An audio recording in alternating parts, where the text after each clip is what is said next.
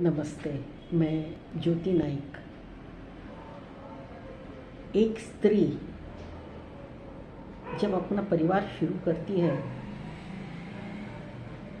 तो उस परिवार को के साथ चलने में, उस परिवार के भविष्य को बनाने में कई बार उसको अपनी बातें कहने का मौका मिलता है, लेकिन वो कह नहीं पाती, या कहना चाहती है तो कोई सुनना नहीं चाहता, या वो ये सोचती है कि मेरे कहने से कुछ परिवार का नुकसान हो सकता है।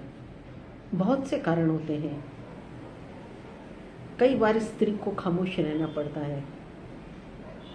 तो ये खामोशी उसकी खुद की इच्छा से होती है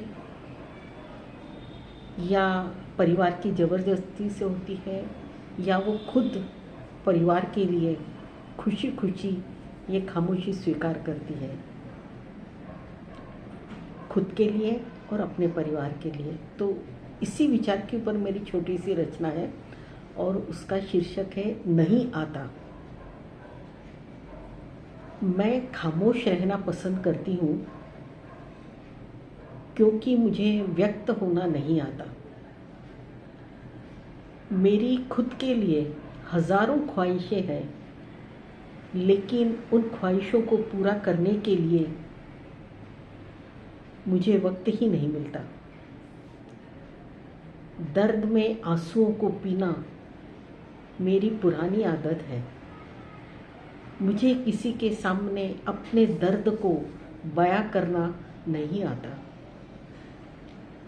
अपनी काबिलियत मैं जानती हूँ, लेकिन मुझे उससे दूसरों को बताना या दूसरों के सामने प्रदर्शित करना अच्छा नहीं लगता।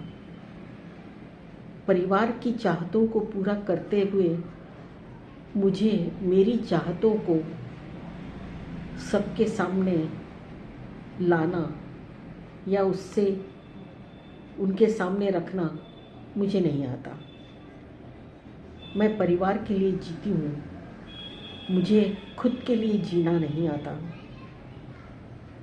लोग मेरी खामोशी से समझते हैं या गलतफहमियां करते हैं, सोचते हैं कि ये खामोशी मेरे व्यक्तित्व की एक कमी है, लेकिन मुझे खुद को किसी के सामने पेश करना नहीं आता। मैं जानती हूँ मैं क्या हूँ, मैं क्या कर सकती हूँ और क्या नहीं कर सकती। परिवार की देखभाल करना ये मेरा अपना या अपनी इच्छा है। परिवार को आगे बढ़ाना, हंसते खेलते हंसी खुशी, ये मेरी इच्छा है। ये जो परिवार है ये मेरा अपना परिवार है, और मैं जानती हूँ कि ये मेरा परिवार मुझसे भी ज़्यादा चाहता है,